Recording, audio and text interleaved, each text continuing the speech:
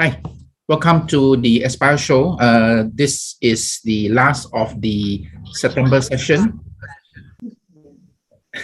that is organized by the Science Center Singapore's, the Singapore Institute of Technology and Neo Aeronautics. Well, in October, we have another whole new series. We will be going to consumer and also industrial at the same time. But today we're glad to have Dr. Vinayak Ghate with us.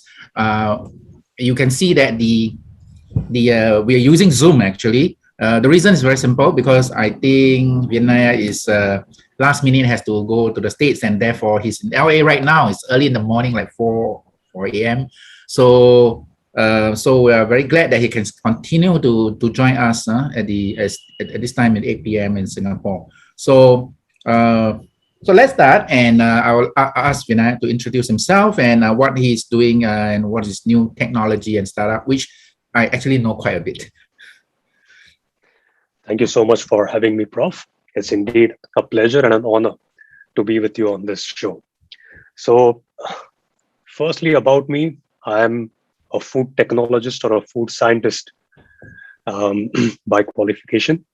And that's actually the context in which we developed the SafeLight technology, about which we will talk in more detail. So I come from India. I've been born and raised in Mumbai, which is like Singapore, a coastal city. And I came to Singapore in 2011, 10 years back. And since then, we have been working on this technology of visible light disinfection, which we today also call SafeLight.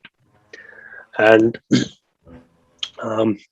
I first worked on it as a Ph.D. student under my two supervisors, Dr. Yu Gyun and Professor Zhao Weibiao, both of the Department of Food Science and Technology. I was abroad for a couple of years as a postdoc, back in India for a year. Then I spent a year of postdoc in Israel, which taught me quite a bit and gave me some perspectives about entrepreneurship. And I came back to Singapore in late 2017. And during this time, again, we have been taking some efforts to translate what we have developed in the lab into commercial practice.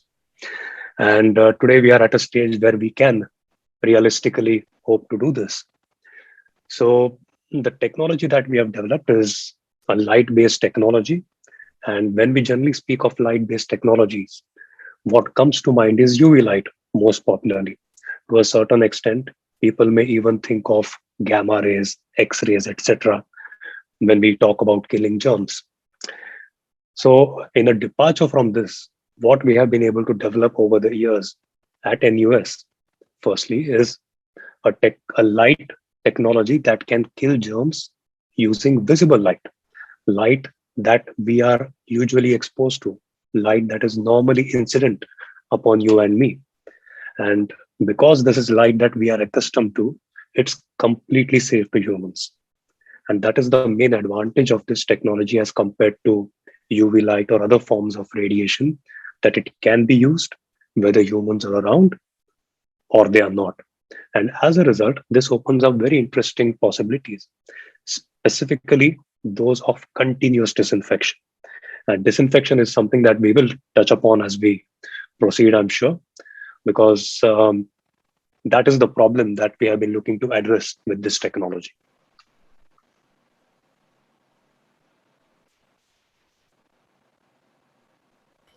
So Vinayak, you want to use your slides? Do you have some slides to show how it works? Sure.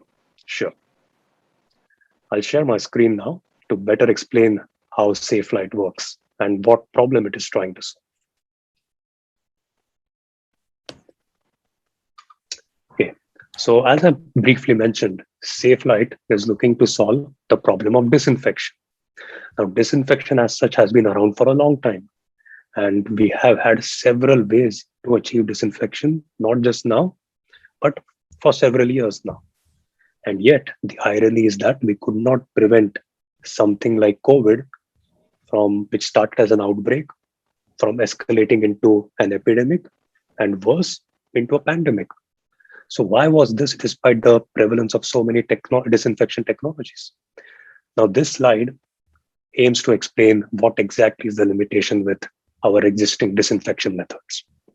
So here we have taken the example of a room that is cleaned more so than any other room, a hospital room. Okay. Now, a hospital room which is well maintained, it is cleaned typically 3 times a day. Okay. So let's just say this room is cleaned at 8 a.m., 2 p.m., and then at 8 p.m. again. Now, if you were to monitor the bacterial levels in this room, what you would find is that, as the graph shows, the levels would be up and down. And interestingly enough, down for a very short while, but up most of the time. And the reason for that is quite interesting. So typically when we use technologies like UV light, chemicals, they bring down the germ levels quite rapidly. Yeah.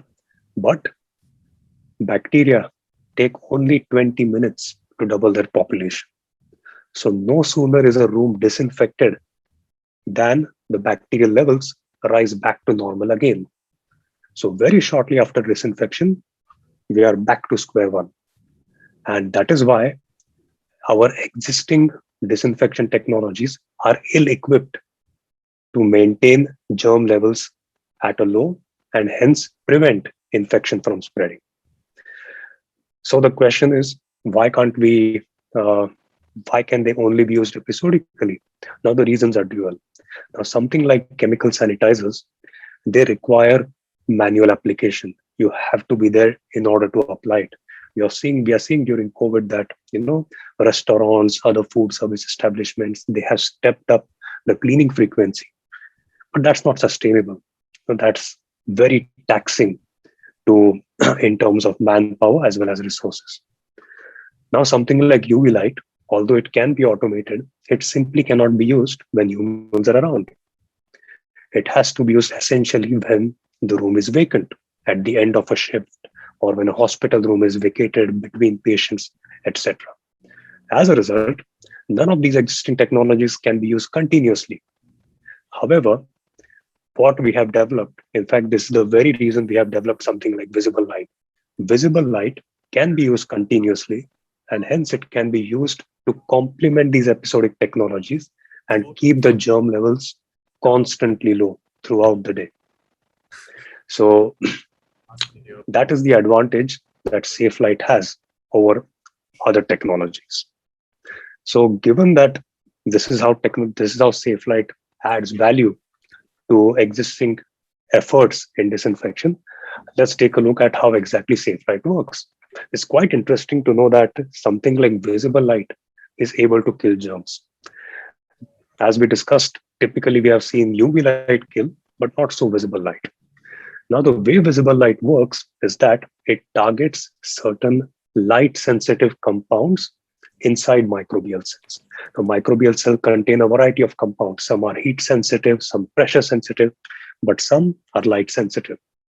And what we have done over the years is identified exactly what kinds of light these compounds respond to.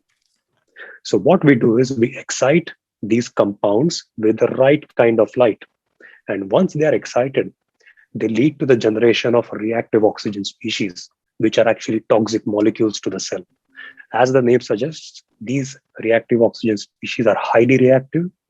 They interact with cellular constituents such as DNA, RNA, protein, cell membrane, and eventually cause damage that leads to cell death.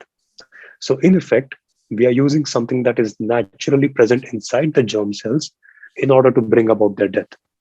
This method does not require any external chemicals. So that, in a nutshell, is how SafeLight works.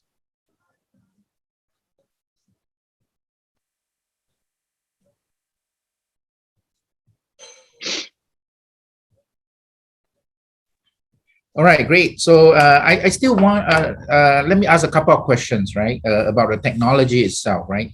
So I'm trying to understand how does it kill germs, as you mentioned. It reacts to the bacteria, the specific nature. So what's the big difference between UV and your SafeLight?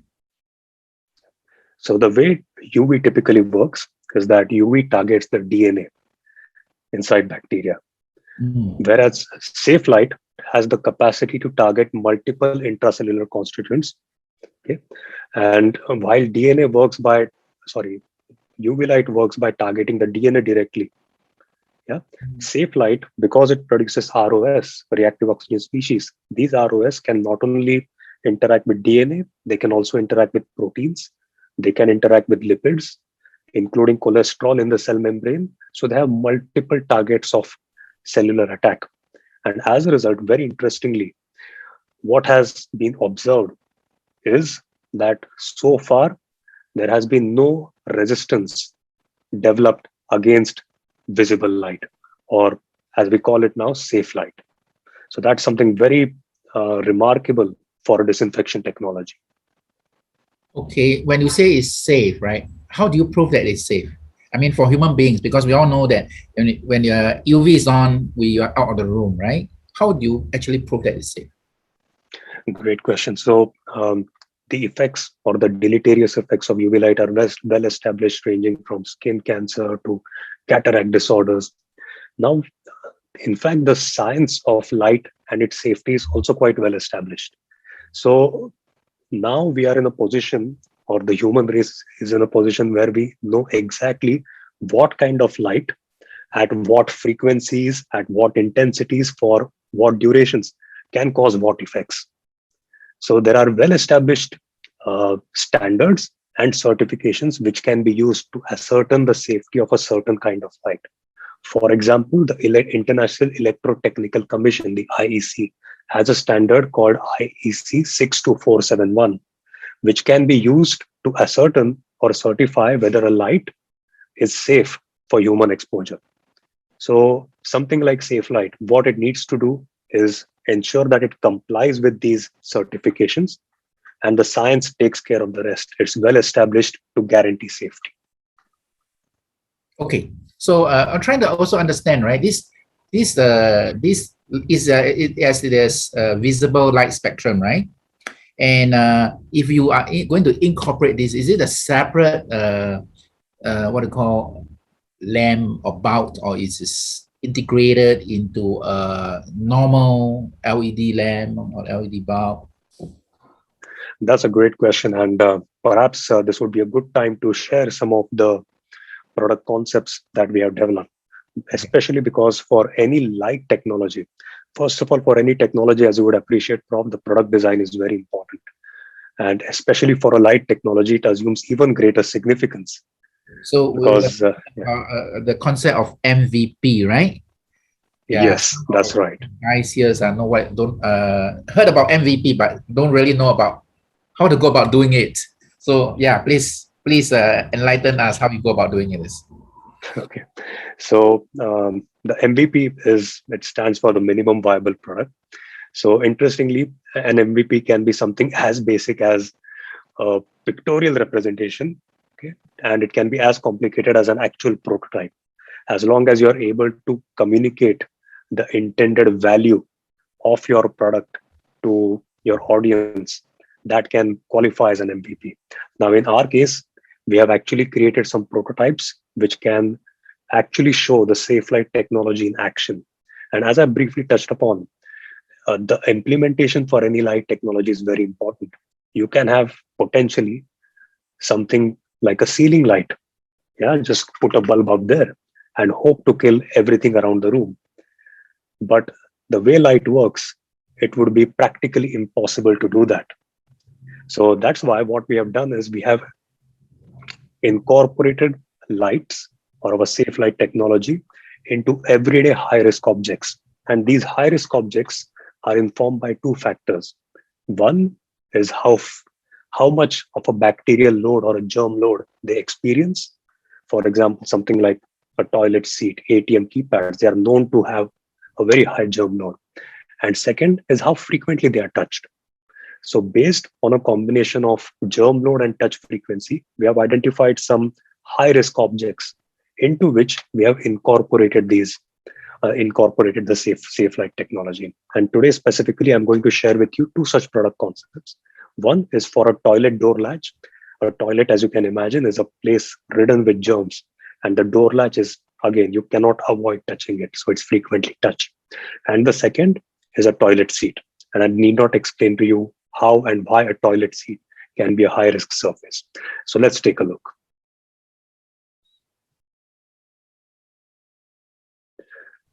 Okay, so the first one, as I said, is going to be a toilet door latch.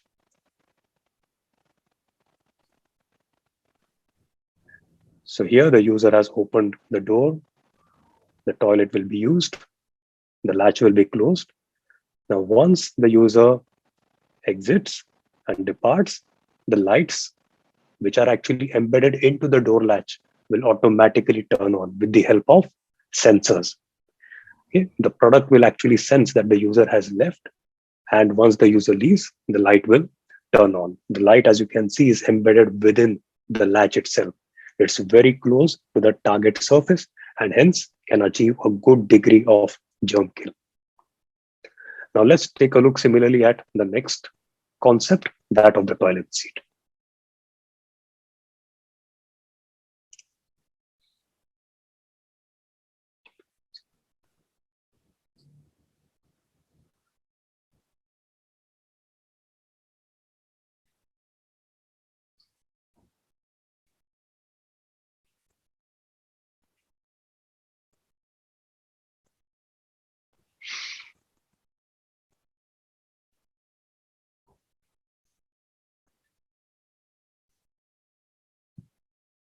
So as you saw, again, in a smart or intelligent manner, it detected when the user came, it switched off the lights. After the user left, it waited for the flushing to take place. And only after the flushing took place, the light triggered by sensors and a timer started. So these are examples of how we come up with MVPs to demonstrate how our technology can be implemented in the real world. Yeah, I'm trying to understand. You sanitize when the user is not around, but I can actually use UV, right? Why should I use SafeLight when people are not around? Yeah. So here the reason why the lights are being switched off when people are around are not due to any safety concerns. They are purely due to design or aesthetic concerns. For example, people may not want to be around blue light, right? They may have, say, a visual discomfort. So just to be on the safer side, for that short moment, we are switching off the lights. However, the issue with using something like UV light is that there are two issues. One is a safety issue, and the second is a quality issue. The safety issue is that if there is a failure or a lack of compliance, then the risk is very high.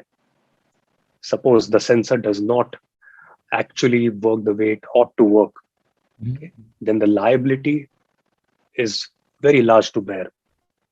And the risk that it poses is very significant. Such a thing can never happen with visible light. Even if it stays on, at the most, it can be an issue of, physical, visual preference. Someone may not wish to see blue light. It's never going to cause you harm. And secondly, it has also been observed that UV light can react with surfaces like plastics and deteriorate their quality over time. So the interaction of UV light or its effect on acrylic is quite well established. So as compared to that, visible light does not have such effects. So there is both a safety as well as a quality advantage of using visible light over UV light. Okay, so I'm trying to also see how you decide on the markets, right, or the products. So how it's being applied to certain applications or problems to be solved, right? So initially, you explore in an environment where people what I call prepare food or use for prepare meat at the table or whatever. Is that your first inclination that you want to do, and why you then change to more sanitizing, everyday usage application? Great question, Prof. It was our first inclination, and the reason for that was because our background is in food science. Both me and my co-founder are food scientists, and when we first started working on this technology, that was our drive. The difference we wanted to make was, currently the way our food is processed, once it leaves the processing plant, the only technology we use to safeguard or protect its quality is refrigeration. We are heavily reliant on refrigeration, and for all the good that refrigeration does, it just cannot kill germs. In fact, refrigeration is used to preserve microbial cultures. So we went about our motivation with this technology, or starting with this technology, was to have something that can complement refrigeration and can actually kill germs in the food supply chain, and safely while doing so. Um, and that's why this also remains a big application and a point of interest for us going forward.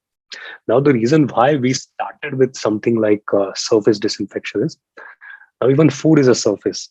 At the same time, it's a special surface in the sense that it's very sensitive. With a normal surface, you only have to think about germ killing.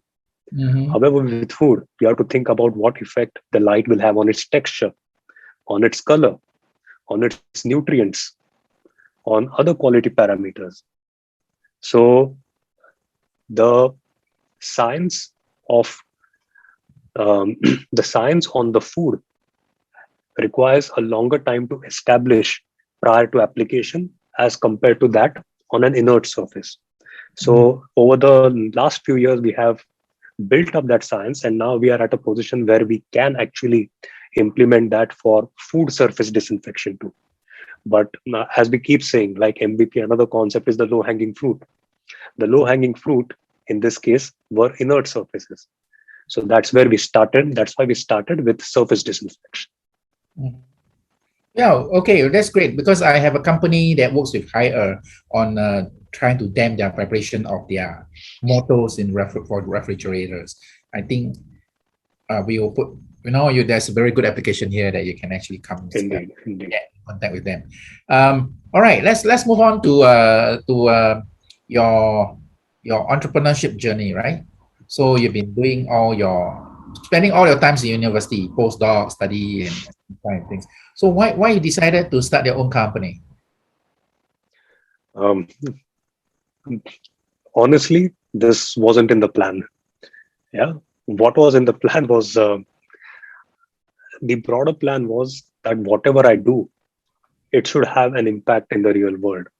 Like, I wanted to be a researcher, but I also did not want to be a researcher whose work had, or whose work merely fulfilled an intellectual curiosity. I wanted my work to stand for something more than that. So even when I used to do my research, be it for my PhD or during my postdoc, I always used to keep thinking, how can this be applied to make a difference in our daily life? Yeah. So eventually, as we as we develop the technology more and more from a concept to something that can have some practical application, I realized over time that a good way to translate this into practice would be entrepreneurship. So that was one reason. And secondly, as a person, I'm a generalist by heart, and I actually enjoy engaging different aspects of my personality with different technological subjects, or just different aspects of science. So when I tried entrepreneurship, I really liked the kind of satisfaction it gave me as a professional. It made me engage different aspects of my personality in order to solve problems that mattered to me. So I'm a person who likes to try different things. When I tried entrepreneurship, I really liked what it entailed. So that's why I'm here today. Yeah, but of course, entrepreneurship, especially during the startup, has a lot of challenges, right? I was reading Netflix history today, and they started off distributing DVD, and then they move into streaming, and they have been losing money for a couple of years, right? Up to 50 million deaths in the US, right? And then before now, the Netflix is such a big thing. Now, we've got a lot more questions, but I think we can go to the participants for some of their questions first. For those who have just come in before we do our introduction, is that Vinayak is right now in LA. There's a last minute trip that he has, urgent trip that he has to make, and that's why we are fully on Zoom today. But we're very appreciative that he joined us at 4:30 a.m. in the morning. Pleasure is mine, sir. Thank you. Okay, so there's this question from Sri. The question is, how far is the usage of these sanitizer lights in the area of business? Is it government, B2B, or whatever? Yeah. Okay. Now, different people. I mean, first of all, this is an emerging market. That this is not an established market. Things are evolving rapidly as we speak. Right? Because of COVID. Exactly. And COVID has actually played a big role in how the market has turned out today. As I was mentioning earlier, the way you implement this any light technology is very important. You can have a ceiling light out there, which is relatively easier to produce, very scalable too. You can try to sell the same unit to different businesses, but speaking scientifically, it's unlikely to have any meaningful effect. Yeah. But due to COVID, what has happened is you'll find a lot of more and more companies going this route. Yeah. So, but the way SafeLight operates is, we have always, our principle is that we should actually make a meaningful difference to the hygiene in our consumers' environment. So to that end, the approach that is likely to ensure that is targeted products like the ones we have developed. They may take a longer time to develop than a simple ceiling light, but those are the ones that will guarantee meaningful reductions. And such products are best commercialized B2B. They are not simple user products or simplistic user products which can be B2C. At this stage, they are B2B products. Yeah, my thinking is that if you tap on now, everybody want to have something that can disinfect the surface or whatever. They go for all this nano coating or whatsoever, right? Which is going to be very expensive. Why don't you think the nearest way to market is to actually come up with a lamp and put it on a table, whether it's shining at a sofa for the whole day, or whatever surfaces that especially kids, the parents are very worried about kids, right? And just a light and stand alone. Won't you think that is the best initial market to go? That's a great suggestion, Prof. And in terms of a low-hanging fruit, that might probably be the low-hanging fruit. So among the other prototypes that we developed were also something like a toy box, a toy box where or a multi-purpose storage box, let's just call it that. Why toys? It can be used to store anything. So you could safely tow away your keys or toys or anything else in that.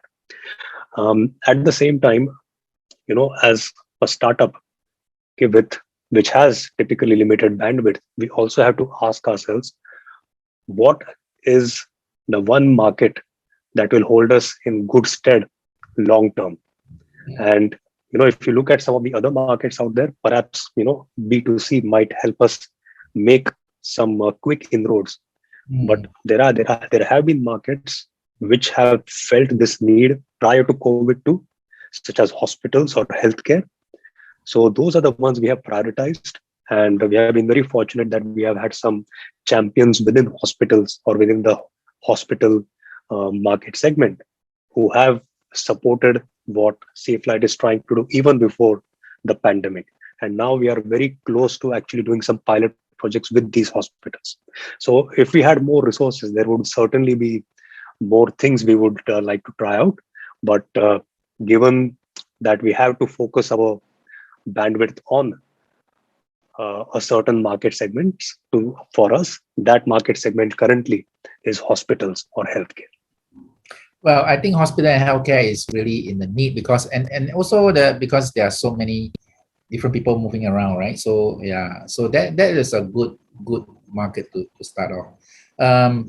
All right, I think we got a couple of business question. Business not in the sense of money, but talk about how is the application, right? So Corinne asked, how could these be used on keyboards, right? For example, high-end keyboards, like Razer, you know, they have these blue lights coming out on the stuff. Just fit your blue light. What do you think? You can license to them? You mean the boards, the keyboards, right? Yeah, that's right. Gamers. Absolutely. In fact, if you could give me a minute, that's one of the MVPs we developed as well. So I could actually share with you the kind of keyboard we have come up with SafeLight. Okay. Just give me a moment. No worry. In the meantime, I'll fill up with advertisements. Just do your stuff. All right. For those who are just join us, I just inform you that Vinayak joined us is in LA right now for the urgent trip to make, and I think he just woke up an hour ago. Okay, go ahead. With your keyboard. So yeah, this is the keyboard prototype that we developed. So as you can see, the lights are actually coming from within the keys, and this is bactericidal or light that can actually kill germs. So in shared computer rooms where keyboards are actually touched by multiple people, this can actually be a concept that can add value. The same concept can be used for your keypads or where we enter our ATM or Nets password at point of sale locations. So that is also indeed a potential application. Okay, that's interesting. Karen also says she thinks you can use in the flight cabin. Okay. All right. So there's one question. I'm not too sure whether it can be used or not. Is that who else? Sri, right? Sri asked, is it Sri? Yes. I think can it be used in what? New water? For those who are not familiar with new water, is the recycled water that Singapore do. Yeah. Great question. So actually, when I was still, before I decided to pivot towards entrepreneurship, when I was still purely into research, I was actually thinking of different ways in which we can use this technology. And I was fortunate enough to make a visit to the new water plant in Simei. Yeah. And currently they use UV light. Yeah. And there is a good reason why they use UV light, because the way the water actually passes, the flow rates are quite high. And at those high flow rates, there is a very short time in which the light has to be able to disinfect. Plus, there is no risk of any human exposure there. So given this, UV light becomes a better choice because there is no risk of any human exposure. Plus, so even if it's harsh, you can actually trade off that harshness in favor of the rapid killing that it can achieve. So that was one of our kind of market validation or finding the right problem to solve stage. And we felt that honestly, UV light can do a better job there. So we tried to add value in places where the existing technologies were proving insufficient. So the question is that does a safe light, is it can it be just white light or it must be specific colored? So the visible light spectrum is quite broad. It ranges from 400 to 800 nanometers, roughly speaking. Now, not all of these lights are, to put it in one way, equal. Yeah. When we say that microbes or germs respond to light, they don't respond equally to all kinds of light. So they respond only to specific wavelengths or frequencies of light. To other wavelengths of frequencies, they would respond differently. So for that reason, it cannot be that normal white light or yellow light. Any broad spectrum light for that matter can hope to achieve the same effect as, say, a very well identified spectrum of light. So what we have done over the years is identified exactly which wavelengths, which frequencies, at what intensities, for what durations can actually achieve this killing. So you file a patent on that, or you just keep it secret? Well, we have a patent on that. We have a method patent on that. It's a method. It's a unique method to optimally kill germs, be they fungi or bacteria or viruses. So we indeed have a patent on that. Yeah, we're trying to understand, maybe for the audience who don't understand patents, right? You cannot patent lights, or that wavelength, because it's natural. But so can you tell me your patent? What is it all about? You have identified a wavelength, and what do you do? Anyway, patented, right? So it's sort of Yeah, public. yeah. So interestingly, in principle, you're right. It should not be that you should be able to patent a frequency or a wavelength. I 100% agree with you on that. But when we first did our freedom to operate analysis, FTO analysis as we call it, just surveying what are the patents out there, to our surprise, we found that there were some patents on the frequency. Oh no. And as a startup, as much as you may find it wrong, you do not have the resources to find this. You have to accept the reality. So we had to accept that. But where we innovated was, we didn't just identify a single wavelength which can kill. We came up with our own optimum mixture, which can perform better than a single wavelength. So our patent is on an optimum combination, which can kill better than a single wavelength can. So that's our secret sauce. And that forms the basis of our patent. All right. Okay, good. A question by Doin she asked about how much is this product? What's the price? And whether you will be whether you take a lot of electricity. Take up a lot of electricity. Okay, I'll answer the first question. So currently this product is under development. What you saw was a prototype, and very soon in the months to come, we'll be piloting it and doing a pilot project with some local partners in Singapore. So it's a bit early to answer the question of how much it will be priced at. Okay? But to answer your second question, will it consume electricity? Yes, it will. It will, because its purpose is continuous disinfection. To disinfect continuously, it has to operate continuously. Will it consume more electricity than it ought to? Perhaps not, because nowadays every light product uses LEDs, and LEDs are the most energy efficient sources known to humans.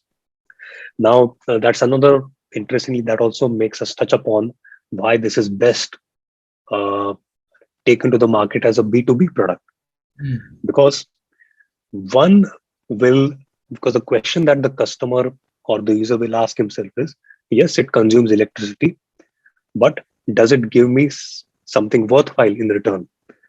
And those returns may be different for different kinds of customers. For a hospital, it may be worthwhile, because that's what a hospital is supposed to do. It's supposed to protect people. For an average consumer, that may not be a fair trade-off. It may depend from consumer to consumer. So here is where, again, during our market validation, when we were actually interviewing different potential customers, we realized that infection control is one of the most important jobs for a hospital. And for a hospital, even if this means that the products will consume extra electricity, it will be worth it for them. Yeah, I think following that, I have another suggestion, right? Why don't you work with me? We go into a crowdfunding, and then we just build something, and at an affordable price, $200-300. I think that in the pandemic world or endemic world, which continue will be, right? Then people are like, okay, my house is COVID free, because I got these lights off. Certainly, Prof. It will be our pleasure. Let's talk about this more. Okay, yeah. So let's come back to your entrepreneurial journey, right? What really are the challenges, right? You are a researcher, you are more like a scientist. Then you play a role of CTO, product developer, CEO. What really are the challenges? How do you solve priorities? I mean, I suppose the challenges will be different for different people. So I'll speak for myself. For me, one of the challenges has been that one experiences, okay, technically one of my mentors keeps telling me that I should never have the word failure in my dictionary. You either succeed or you'll learn. Yeah. So as an entrepreneur, there are lots of learnings. That has to become second nature to you. So that's something which one has to get used to. Yeah. Be okay to try out different things, even if that means you learn from it rather than succeed from it. And that's one of the things which I personally found challenging initially, because before that, as a researcher, sure, maybe the first publication would have been harder, the second slightly tricky, but after a point, you don't have you experience a good degree of success, but as an entrepreneur, you're learning most of the time. So that is the thing which I have found challenging as an entrepreneur, and I'm still trying to get better at it. Okay, so how about funding? How do you raise fund? How do you how do you pitch? For example, can you pitch to us? Sure. So one thing which we have been trained to do is have a 2-minute elevator pitch ready. So our elevator pitch goes something like this. Right, 2 minutes. Actually, if I do myself, it's 60 seconds, but all right, 60 seconds. 60 seconds. Yeah. SafeLight reduces germs in hygiene-sensitive environments using continuous visible light disinfection. Our products enhance hygiene in a variety of market segments such as healthcare, hospitality, food processing, and public transport. So that's SafeLight for you in a nutshell. Great. I am really glad that after my training, you still can do it very well after only 1 year. You have drilled this into us. Could not have been any other way. Yeah. We probably spent more than what? I don't know how many hours. Just give me a minute. Just give me a minute. Yeah. Just a moment. Am I audible? Show a video of the pitch, is it? Sorry? Are you going to show the video of your pitching? No. I think you've seen that enough times. Yeah. I have reviewed that many times. Okay. But you posed a great question about investors, because that's another challenge. Just the other day in a seminar I attended, I came across a very interesting statistic, and it's very, very true. Mm-hmm. Most technologies die a death between TRLs 2 and 6. Yeah. So for those who may not be familiar with TRL, that's a technology readiness level. So the greater the TRL, it's measured on a scale of 1 to 9. The greater the TRL, the more mature the technology. Yeah. So there are a lot of resources, including funds, available for absolutely new ideas, TRL 0 to 2. There are a lot of resources available for ideas that are well established, TRL 6 and above. But between TRL 2 to 6 is where the risk is the highest and the resources available are the least. Mm-hmm. So at this stage, when it comes to funding, one really, I suppose, has to look for people who will invest in what the idea will do for the world, for the good it will do for the world, rather than the capital gain that it will bring to them. So that's why I suppose the term angel exists. Mm-hmm. So it's really important to find angel investors or the right investors at this stage, and that can be challenging. But I suppose if it was easy, everyone would have been able to do it. Yeah. Okay. So we couple of topics, right? One is the TRL, which is the technology readiness level. Well, it derived from NASA, right? When NASA say, I want to send somebody to the moon, then I have a concept of how it works, and then 9 is the rocket that send it to the moon, right? So yeah, but we use it for commercialization, right? 9 is deployable, right? Can go into the commercial market already, and 3 is probably prototypes and whatever. So you are in the stage of angel funding, right? That's right. Yeah. Do you get government grants? And yes, have you get government grants from, let's say, Enterprise Singapore? Yeah. So that's one of the most recommended routes at our stage. So we are we have been talking with government bodies or government affiliated bodies, and so far we have gotten some good feedback from them. So that's definitely what SafeLight is trying to do. We are in constant talks. We are looking to understand what they want. They have been appreciative of our efforts. And at this stage, this has to be a major source of funding or investment for a startup. Because in terms of private investment, very understandably, private investors, especially in the post-pandemic economic climate, may not be very inclined to take risks and apply at this stage. Okay, so I'm going to look at the market size, right? You have a TAM, SAM, and so on. So can you just roughly tell us how big is your market? The numbers that we can come up with can assume, to put it in one way, huge proportions, because there is hardly a market segment where hygiene is not important. Right? You take healthcare, you take hotels or hospitality, food processing, public transport. So we are talking about hundreds of billions. When we just looked at hospitals or healthcare as a market segment, the number we arrived at was some $280 billion globally. And in Singapore itself, the number will be in millions. So I remember the number being close to around $10 million in Singapore itself, both for hospitals as well as for food and beverages.